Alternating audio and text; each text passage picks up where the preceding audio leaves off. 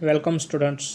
શ્રી કેએનસા મોડાસા હાઈસ્કૂલ મોડાસા, ધોરણ 12 કમ્પ્યુટર અધ્યયન. એમાં આજે આપણે ચેપ્ટર નંબર 6 ઓબ્જેક્ટ આધારિત ખ્યાલ એ આપણે જોઈએ. થોડા ગુણભારની વાત કરીએ ત્યારે સૈદ્ધાંતિક ગુણભાર છે. 8 પ્રશ્નો આપેલા છે આ ચેપ્ટરમાંથી, એટલે કે 8 પ્રશ્નો આ ચેપ્ટરમાંથી પૂછાશે. હવે ચેપ્ટરમાં આગળ જોતા ઓબ્જેક્ટ આધારિત ખ્યાલોનું મહત્ત્વ. વિવિધ સોફ્ટવેર સિસ્ટમના વિશ્લેષણ, ડિઝાઇન અને અમલીકરણમાં ખૂબ જ નોંધપાત્ર ભૂમિકા ભજવે છે. તૈયાર કરવામાં આવતા સોફ્ટવેર વધુ વિશ્વસનીય હોય છે. જાવા પ્રોગ્રામિંગ ભાષાનો ઉપયોગ કરવામાં આવે છે. ઓબ્જેક્ટ આધારિત ખ્યાલની અંદર વિવિધ સોફ્ટવેરો આપણે જોઈએ છીએ. અત્યારે દરેક જગ્યાએ સોફ્ટવેર અવેલેબલ થઈ ગયા છે. મોબાઈલની અંદર પણ સોફ્ટવેર આવે છે, કમ્પ્યુટરની અંદર પણ સોફ્ટવેર આવે છે. દરેકની ડિઝાઇન અલગ અલગ હોય છે, કલર અલગ અલગ હોય છે, દરેકનો ઉપયોગ અલગ અલગ જગ્યાએ જોવા મળે છે. 1960માં ઓબ્જેક્ટ આધારિત પ્રોગ્રામની શરૂઆત થઈ. 1980ના દાયકાની મધ્યમાં એ મુખ્ય પદ્ધતિ બની ગઈ. સી++, જાવા, VBNet, ASP.NET, PHP વગેરે આ પ્રકારના જે આપણે પ્રોગ્રામો જોઈએ છે એ બધા જ સોફ્ટવેર આધારિત પ્રોગ્રામો હોય છે. આપણે આજે પ્રોગ્રામમાં જોવાનું કે સોફ્ટવેર કઈ રીતે તૈયાર થતું હોય છે, સોફ્ટવેરમાં ઉપયોગ કઈ રીતે આપણે જોઈએ છે. સૌપ્રથમ જોઈએ કે પ્રક્રિયાગત પ્રોગ્રામિંગ. તેમાં કેન્દ્રબિંદુ ડેટા ઉપરની કાર્યપ્રણાલી તેમજ પ્રક્રિયાઓ લખવામાં કેન્દ્રિત રહે છે. ઉદાહરણ તરીકે પુસ્તકાલય વિનિયોગ સોફ્ટવેર. હવે નંબર 2 જોઈએ ઓબ્જેક્ટ આધારિત પ્રોગ્રામિંગ. વસ્તુ એ કેન્દ્ર બિંદુ ઉપર હોય છે અને ડેટા તેમજ ક્રિયાત્મક બંને ધરાવતું હોય છે. વિદ્યાર્થી પુસ્તકાલયમાં પુસ્તક પરત કરે છે. આ બે પ્રક્રિયાઓ આપણે જોવાની છે કે લાઇબ્રેરી હોય, લાઇબ્રેરીની અંદર સોફ્ટવેર હોય તો બાળક પુસ્તકાલયમાં જઈ અને ચોપડી લેવાનું હોય વાંચવા માટે, તો સોફ્ટવેરની અંદર નામ, GR નંબર, રોલ નંબર હોય, ક્લાસરૂમ હોય, એ જે તે વિગત માગે એ વિગત આપણે દર્શાવવાની હોય છે. એટલે કે એ પ્રકારે આપણી વિદ્યાર્થીની નોંધણી, એટલે વિદ્યાર્થીનો ડેટા આપણે રાખતા હોઈએ છીએ.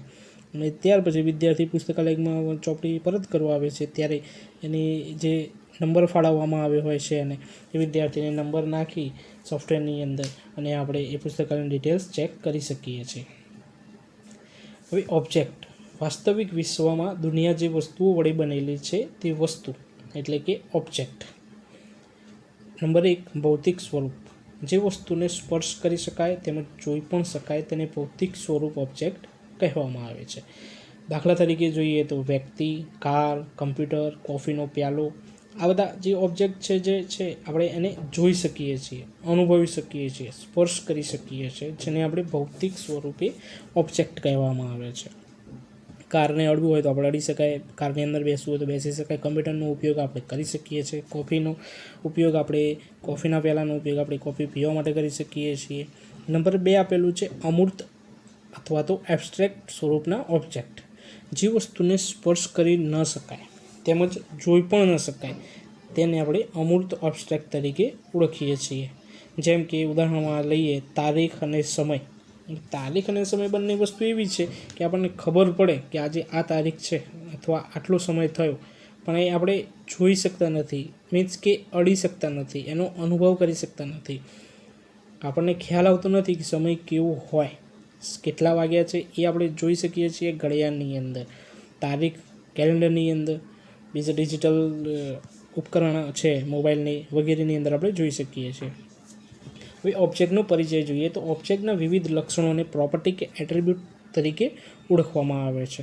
વ્યક્તિ નામ, શહેર, જાતિ, જન્મ તારીખ, વ્યવસાય, લક્ષણો વગેરે અલગ અલગ પોતાના જે ગુણધર્મો છે એ ધરાવતું હોય છે. ઓબ્જેક્ટને ઓળખવા માટે લાક્ષણિકતાની કિંમતનો ઉપયોગ કરવામાં આવે છે, જેને આપણે સ્ટેટ તરીકે ઓળખીએ છીએ. હવે કોઈપણ વ્યક્તિ હોય એ વ્યક્તિનું નામ હશે, નામ, ત્યાર પછી પોતાનું શહેર હોય, પોતાની જાતિ હોય, પોતાની જન્મ તારીખ હોય, પોતે કયો બિઝનેસ કરે છે બિઝનેસ હોય, આ વગેરે જે લક્ષણો દર્શાવે છે એનાથી વ્યક્તિની ઓળખ થતી હોય છે. અને દરેક વ્યક્તિના ઉપર જે ગુણધર્મો દર્શાવે છે અલગ અલગ હોય છે. 2 વ્યક્તિના નામ સરખા હોય ત્યારે જન્મ તારીખનો આધાર લેવામાં આવે છે. જો 2 વ્યક્તિના નામ સરખા હોય, કારણ કે એક નામના વ્યક્તિ અસંખ્ય આપણને જોવા મળે છે, પણ લગભગ બને ત્યાં સુધી બંનેની જન્મ તારીખ સેમ હોતી નથી, એટલે જન્મ તારીખનો આધાર આપણે લઈ શકીએ છીએ. ઓબ્જેક્ટ સાથે બિહેવિયર સંકળાયેલું હોય છે, જેમ કે વ્યક્તિ જન્મ લે છે, નામ મેળવે છે, સ્થાન બદલે છે. બિહેવિયર એટલે કે પોતાનું એક સ્વભાવ, એનું જે વર્તણૂક છે એ આપણે ધ્યાનમાં રાખવાનું હોય છે. તે કયા નામથી ઓળખાય છે તેની ઓળખ એટલે કે આઈડેન્ટિટી, તે શું છે તેની સ્થિતિ એટલે કે પોતાનું સ્ટેટ, તે શું કરે છે તેનું બિહેવિયર, પોતે કયો બિઝનેસ કરે છે. ઓબ્જેક્ટ સાથે સંકળાયેલ વિવિધ ડેટા, એટ્રીબ્યુટ અને બિહેવિયર મેથડને સામૂહિક રીતે તેના મેમ્બર કે ફીચર કહેવામાં આવે છે. એક્ઝામ્પલ માટે લઈએ તો રેલવે માટે ટ્રેન, પ્રવાસી, ટિકિટ, સ્ટેશન યોગ્ય ઓબ્જેક્ટ છે. કે રેલવેમાં આપણે જવું હોય તો પહેલાં તો આપણે પોતે પ્રવાસી થયા, ત્યાર પછી આપણે ટ્રેનમાં બેસવા માટે, મુસાફરી કરવા માટે ટિકિટ લેવી પડશે. ટિકિટ લેવા માટે આપણે જે તે રેલવે સ્ટેશને જવું પડશે અને જે રેલવેનો ટાઈમ હોય એ ટાઈમે આપણે ત્યાં ઉપસ્થિત રહેવું પડશે અને ત્યાર પછી આપણે એ રેલવેની મુસાફરી કરી શકીએ છીએ. અને જે પ્રમાણેની ટિકિટ આપણે લીધી હોય એ ટિકિટ પ્રમાણેની જ મુસાફરી આપણે કરી શકીએ છીએ. તેનાથી વધારે કે તેનાથી ઓછી આપણે મુસાફરી કરવાની નથી. અને જો વધારે મુસાફરી કરવાની થાય તો આપણે એ પ્રમાણે ટિકિટની વ્યવસ્થા કરવાની હોય છે. ઉપર જે 3 ટોપિક દર્શાવે છે, આઈડેન્ટિટી, સ્ટેટ અને બિહેવિયર, આપણે એ ધ્યાનમાં રાખવાનું છે. ત્યાર પછી જોઈએ તો ક્લાસ.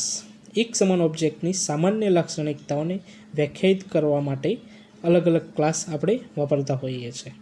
જુદા જુદા ઓબ્જેક્ટની એક બ્લુપ્રિન્ટ અથવા તો નકશો હોય છે. એક સમાન લક્ષણો ધરાવતા બહુવિધ ઓબ્જેક્ટના એક ટેમ્પલેટને ક્લાસ તરીકે ઓળખવામાં આવે છે. એક સમાન ઓબ્જેક્ટ હોય એ સામાન્ય લાક્ષણિકતાઓને વ્યાખ્યાયિત કરવા માટે એટલે કે દર્શાવવા માટે આપણે ક્લાસનો ઉપયોગ કરીએ છીએ. અને ક્લાસ માટે જુદા જુદા ઓબ્જેક્ટ માટે એક બ્લુપ્રિન્ટ આપણે તૈયાર કરવાની રહે છે. ક્લાસ એ કોઈ ચોક્કસ ઓબ્જેક્ટના જૂથની બધી જ સમાન લાક્ષણિકતાનો સમાવેશ કરવા માટેનો એક સર્વસામાન્ય ખ્યાલ છે. ઉદાહરણ તરીકે ક્લાસ અને પર્સન.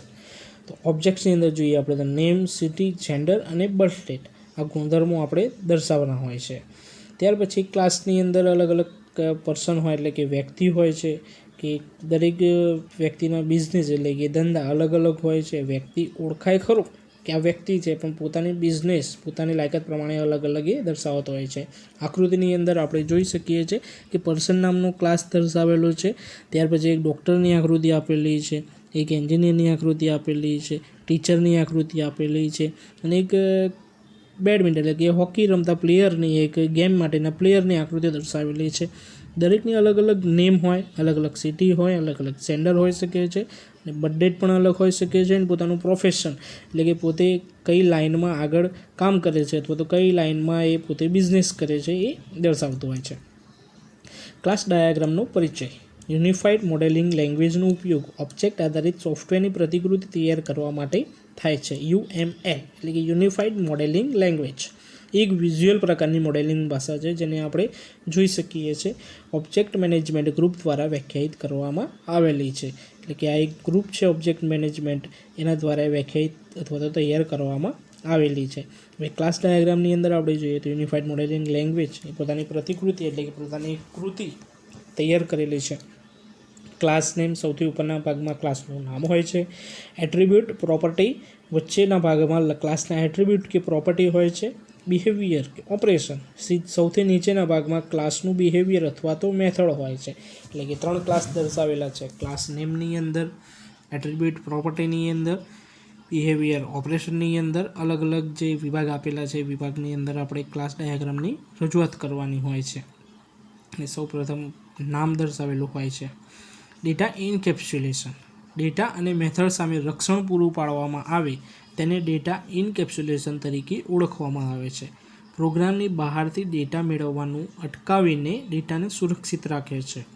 તે ક્લાસના અંગત સભ્યોને બહારના વિશ્વને સીધા ઉપલબ્ધ થવા દેતા નથી. જરૂર હોય તો સાર્વજનિક મેથડનો ઉપયોગ કરવામાં આવે છે. જરૂર જણાય ત્યાં સાર્વજનિક, બધાને અનુકૂળ રહે, બધાને ફાવે તે પ્રમાણેની મેથડનો ઉપયોગ કરી ડેટા ઇનકેપ્સ્યુલેશન તૈયાર કરવામાં આવે છે. ત્યાર પછી આપણે જોઈએ કે બિનઇરાદાપૂર્વકની ક્રિયાઓ અને બહારના અન્ય ઓબ્જેક્ટ વડે મોકલવામાં આવતા જરૂર વગરના ડેટાથી સલામત રાખે છે. એટલે કે બિનઇરાદાપૂર્વક ક્રિયાઓ કોઈ વ્યક્તિ કરવાનું હોય તો એનાથી આપણને સિક્યુરિટી મળી રહે છે. અન્ય ઓબ્જેક્ટ તેને જોઈ શકે છે અથવા તો તે ઓબ્જેક્ટના માલિકને સંદેશો મોકલીને આ ડેટાને બદલી શકે છે. એટલે આ જે ડેટાનો માલિક હોય એ ડેટાના માલિકને આપણે એલર્ટ કરી અને માહિતી ચેન્જ કરવી હોય તો આપણે કરી શકીએ છીએ. અને અન્ય ઓબ્જેક્ટ વડે મોકલવામાં આવતા જરૂર વગરના ડેટાથી તે આપણને સલામત રાખે છે અને સિક્યુરિટી આપણને એક પ્રકારની પૂરી પાડે છે. ત્યાર પછી ડેટા એબ્સ્ટ્રેક્શન. ઓબ્જેક્ટની જરૂરી લાક્ષણિકતાઓને તેના અમલીકરણની વિગત સિવાયની માહિતી સ્વરૂપે રજૂ કરવાની પ્રક્રિયા છે. તે આંટીઘૂંટી કે ગૂંચને છુપાવે છે. તે જે કાર્ય કરે છે તેને જણાવે છે, પરંતુ તે કઈ રીતે કાર્ય કરે છે તે જણાવતું નથી. દાખલા તરીકે ટીવી અને રિમોટ. હવે આપણે બધા ટીવી રિમોટનો ઉપયોગ તો કરીએ જ છીએ, પણ ટીવી અને રિમોટ કઈ રીતે કાર્ય કરે છે એ આપણને લગભગ ખબર હોતી નથી. એક પ્રકારના સેન્સરથી એ કામ કરતું હોય છે. આપણને એ લેવા દેવા નથી કે ટીવી રિમોટ કઈ રીતે કામ કરે છે. આપણે તો રિમોટથી ચેનલ ચેન્જ થાય એટલે ઘણું, એટલે આપણે આપણું કામ પૂરું થઈ જતું હોય છે. પણ ડેટા એબ્સ્ટ્રેક્શનની પદ્ધતિથી આ થતું હોય છે. એ એક ટેકનિક છે જે વાપરવાના હેતુ અને અમલીકરણને અલગ કરવાના ખ્યાલ ઉપર આધારિત છે. તે સિસ્ટમ ડેટાનો સંગ્રહ, નિર્માણ, જાળવણી કઈ રીતે થાય છે તેની માહિતી ગુપ્ત રાખે છે, એટલે કે સસ્પેન્સ રાખે છે. ઉદાહરણ તરીકે આપેલું છે C program, C++, abstract data types અથવા તો સ્ટ્રક્ચર. તો અલગ અલગ પ્રોગ્રામ જે આપેલા છે એનાથી આપણે ડેટા ઇન્કેપ્સ્યુલેશન અથવા એબ્સ્ટ્રેક્શન, ડેટા એબ્સ્ટ્રેક્શનનો આપણે ઉપયોગ કરી અને આપણું કામ પૂર્ણ કરી શકીએ છીએ. ત્યાર પછી આપણે આગળ જોઈએ મેસેજિંગ. ઓબ્જેક્ટ આધારિત પરિભાષામાં મેથડ બોલાવવાની પ્રક્રિયા એટલે કે મેસેજિંગ તરીકે ઓળખવામાં આવે છે. વિવિધ ક્લાસમાં એક સમાન નામ ધરાવતી એક સરખી મેથડ હોઈ શકે છે. અલગ અલગ ક્લાસમાં એક સમાન નામ ધરાવતી એક સરખી મેથડ હોઈ શકે છે. તો એ મેથડને આપણે જે કંઈ બોલાવવાની હોય, બોલાવવાની પ્રક્રિયાને મેસેજ તરીકે ઓળખવામાં આવે છે. પોલિમોર્ફિઝમ. અનેક સ્વરૂપ કે બહુરૂપતાને પોલિમોર્ફિઝમ તરીકે ઓળખવામાં આવે છે. અનેક સ્વરૂપ હોય કે બહુરૂપ હોય જેને આપણે પોલિમોર્ફિઝમ તરીકે ઓળખીએ છીએ. કોઈ એક મેથડ કે પ્રક્રિયાના અલગ અલગ સ્વરૂપ હોઈ શકે છે. બે પ્રકાર, ફંક્શન ઓવરલોડિંગ અને 2 નંબર છે ઓપરેટિંગ ઓવરલોડિંગ. તો કોઈ પણ મેથડ હોય તો કોઈ પણ પ્રક્રિયા હોય મેથ્સની અંદર, તો દરેક જે મેથ્સના ટીચર હોય, મેથ્સના ટીચરની ભણાવવાની પદ્ધતિ અલગ અલગ હોઈ શકે છે. તો જવાબ બંનેનો એક સરખો જ આવતો હોય છે, એટલે કે પોતપોતાની કેપેબિલિટી તરીકે, પોતાની અલગ અલગ આવડત તરીકે, સૂઝબૂઝ તરીકે પોતાની અલગ અલગ પદ્ધતિનો ઉપયોગ કરીને કામ કરતા હોય છે. એગ્રીગેશન અને કમ્પોઝિશન. એક ક્લાસના ઓબ્જેક્ટ એ બીજા ક્લાસના ઓબ્જેક્ટ બનેલા હોય છે ત્યારે એગ્રીગેશન કે કમ્પોઝિશન તરીકે ઓળખવામાં આવે છે. જુદા જુદા ક્લાસ વચ્ચેનો પૂર્ણ કે તેમાંનો અંશ સંબંધ રજૂ કરે છે. ઉદાહરણ તરીકે કમ્પ્યુટર એ મધરબોર્ડ, સ્ક્રીન, કીબોર્ડ અને માઉસ જેવા અનેક ઘટકોનું બનેલું છે. કમ્પ્યુટર આપણે નામ બોલીએ તો કમ્પ્યુટરની અંદર આપણા મગજની અંદર મધરબોર્ડ આવી જાય, સ્ક્રીન આવી જાય, કીબોર્ડ આવી જાય, માઉસ આવી જાય. આ બધા વગર કમ્પ્યુટર કહેવાતું નથી. આ બધા જ સાધનો જોડેલા હોય, બધા સાધનો અવેલેબલ હોય તો જ આપણે કમ્પ્યુટર તરીકે ઓળખીએ છીએ. હવે એગ્રીગેશન તો બે ક્લાસ વચ્ચે ભિન્ન સંબંધની સ્થિતિને રજૂ કરે છે. બે કે તેથી વધુ વ્યક્તિ એડ્રેસ ઓબ્જેક્ટનો ઉપયોગ કરી શકે. એડ્રેસ કોઈ એક વ્યક્તિ માટે હોય તે જરૂરી નથી. એક જ એડ્રેસ ઉપર અલગ અલગ વ્યક્તિ રહેતા હોય અથવા તો અલગ અલગ વ્યક્તિના એક જ એડ્રેસ હોય. એગ્રીગેશનને ખાલી હીરાના ચિહ્નો વડે દર્શાવવામાં આવે છે. નીચે આકૃતિમાં દર્શાવેલું છે એક હીરા પ્રકારનો એક સિમ્બોલ આપેલો છે. આપણી પાઠ્યપુસ્તકમાં પણ આ પ્રકારનું સિમ્બોલ આપેલું છે. પરીક્ષામાં OMR પ્રશ્ન પૂછાય તો એગ્રીગેશન માટેનું સિમ્બોલ આપણે આ રીતે યાદ રાખવાનું છે કે ખાલી હીરાના ચિહ્નો વડે આપણે જે દર્શાવેલું છે અહીંયા ચિહ્ન, એ ચિહ્ન આપણે યાદ રાખવાનું છે. એગ્રીગેશન અને કમ્પોઝિશનની તુલના. તો કમ્પોઝિશન બે ક્લાસ વચ્ચે અભિન્ન અપવાદરૂપ સંબંધની સ્થિતિને રજૂ કરે છે. બે ક્લાસ વચ્ચે અજોડ સંબંધ દર્શાવે છે. જો એકત્ર ક્લાસનો ઓબ્જેક્ટ દૂર કરવામાં આવે તો તેના આંશિક ક્લાસ ઓબ્જેક્ટને પણ નષ્ટ થાય છે. એટલે આ જે કમ્પોઝિશન છે તો ભરાયેલા હીરાના ચિહ્ન વડે દર્શાવેલું છે. આકૃતિમાં આપણે જોઈ શકીએ છીએ ભરાયેલો હીરો હોય એ પ્રકારે એનો એક સિમ્બોલ આપણને જોવા મળે છે. તો એગ્રીગેશન અને કમ્પોઝિશન બંનેના સિમ્બોલ આપણને યાદ રાખવાના છે. પરીક્ષામાં પ્રશ્ન પૂછી શકાય કે એગ્રીગેશન માટેનો સિમ્બોલ કયો અથવા તો કમ્પોઝિશન માટેનો સિમ્બોલ કયો, તો આપણને ઝડપથી એ જવાબ આવડવો જોઈએ. એટલે બંનેની આકૃતિ આપણે યાદ રાખવાની છે.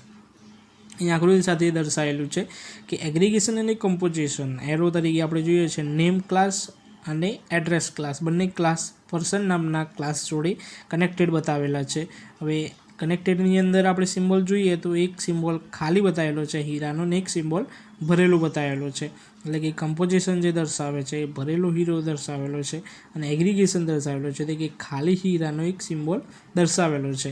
એટલે કે એગ્રીગેટેડ સબ્જેક્ટ પાર્ટ ક્લાસ આપેલો છે, અલગ અલગ ક્લાસ આપણે જોઈ શકીએ છીએ. ઓનર ક્લાસ અને સબ્જેક્ટ ક્લાસ. ઓનર ક્લાસ કોઈ ક્લાસ જ્યારે અન્ય ક્લાસના ઓબ્જેક્ટ ધરાવતા હોય ત્યારે તેને ઓનર ક્લાસ તરીકે ઓળખવામાં આવે છે. પૂર્ણ ક્લાસ અથવા એકત્ર ક્લાસ તરીકે પણ ઓળખવામાં આવે છે. સબ્જેક્ટ ક્લાસ જે ક્લાસ ઓનર ક્લાસમાં સમાવેલ હોય તેને પાર્ટ અથવા એગ્રીગેટેડ ક્લાસ તરીકે ઓળખવામાં આવે છે. હવે ઓનર અને સબ્જેક્ટ એકબીજાની અંદર સમાવેલા હોય છે. કે ઓનર આપણે કહીએ છીએ કે કંપનીના ઓનર એટલે કે માલિક. તો આ રીતે પણ આપણે સમજવું હોય તો સમજી શકાય કે કોઈ ક્લાસ જ્યારે અન્ય ક્લાસ હોય ત્યારે. ઇનહેરિટન્સ. Single inheritance. બે ક્લાસ વચ્ચે એક પ્રકારનો સંબંધ હોય તેને સિંગલ ઇનહેરિટન્સ તરીકે ઓળખવામાં આવે છે. સમજો બરાબર કે બે ક્લાસ વચ્ચે એક પ્રકારનો સંબંધ જેને સિંગલ ઇનહેરિટન્સ તરીકે ઓળખવામાં આવે છે. ઓબ્જેક્ટ આધારિત પરિભાષામાં હયાત ક્લાસને સુપર ક્લાસ અથવા પેરેન્ટ ક્લાસ તરીકે ઓળખવામાં આવે છે. સબ ક્લાસમાં જરૂરિયાત પ્રમાણે મેથડને ફરી વ્યાખ્યાયિત કરવાની મંજૂરી આપવામાં આવે છે. એટલે કે સિંગલ ક્લાસની અંદર સિંગલ ઇનહેરિટન્સની અંદર એક જ પ્રકારનો સંબંધ હોય. અહીંયા આપણે આકૃતિમાં જોઈએ તો ટીચરનું એક બોક્સ આપેલું છે અને પર્સનનું એ સિંગલ પ્રકારનું ઇનહેરિટેશન ઉદાહરણ થયું કે કોઈ એક ટીચરને પર્સન નામના વ્યક્તિ જોડે એટલે કે પર્સન નામના ઓબ્જેક્ટ જોડે જે કંઈ રિલેશનશિપ દર્શાવવામાં અહીંયા આકૃતિમાં દર્શાવેલી છે એ સિંગલ પ્રકારનો જે કંઈ સંબંધ છે એ આપણને અહીંયા જોવા મળે છે. હવે આપણે આગળ જોઈએ કે મલ્ટી લેવલ ઇનહેરિટન્સ એટલે કે બે ક્લાસમાંથી જ્યાં એક ક્લાસ બીજા ક્લાસની વિશિષ્ટ આવૃત્તિ છે તેની વચ્ચેના સંબંધો નિર્દેશ કરવા માટે હવે મલ્ટી શબ્દ એટલે આપણને ખ્યાલ આવી જાય કે મલ્ટી એટલે એક કરતાં વધારે અને સિંગલ એટલે ઓનલી ફોર વન એટલે કે એક જ. બંને શબ્દની નામ પરથી આપણને આઈડિયા આવી જાય છે. સબક્લાસ એ વધારાના એટ્રીબ્યુટ અને મેથડ સાથેની વિશિષ્ટ આવૃત્તિ દર્શાવતું હોય છે. એટલે બે પ્રકારના ઇનહેરિટન્સ આપણે જોયા, સિંગલ અને મલ્ટી લેવલ. તો મલ્ટી લેવલમાં આકૃતિ આપણે જોઈએ કે સિંગલ જે ઇનહેરિટન્સ છે એના કરતાં અલગ છે. ટીચરનું પર્સન નામના દર્શાવેલું હતું સિંગલની અંદર. અહીં મલ્ટી લેવલ ઇનહેરિટન્સ છે એટલે કે ટીચરનું એમ્પ્લોય જોડે અને એમ્પ્લોયનું પર્સન નામના જોડે કનેક્શન દર્શાવેલું છે. એટલે કે 1, 2 અને 3 એટલે 3 ઓબ્જેક્ટ થયા એટલે કે એક કરતાં વધારે. એટલે આ પ્રમાણે આપણે અહીંયા આ ચેપ્ટર પૂર્ણ કરીએ છીએ. આ વિડીયો ગમ્યો હોય તો લાઈક કરજો અને શેર કરજો અને આપણી શાળાનું જે કંઈ પેજ છે શ્રી જ્ઞાન સમારોહ સ્કૂલને સબસ્ક્રાઈબ કરજો.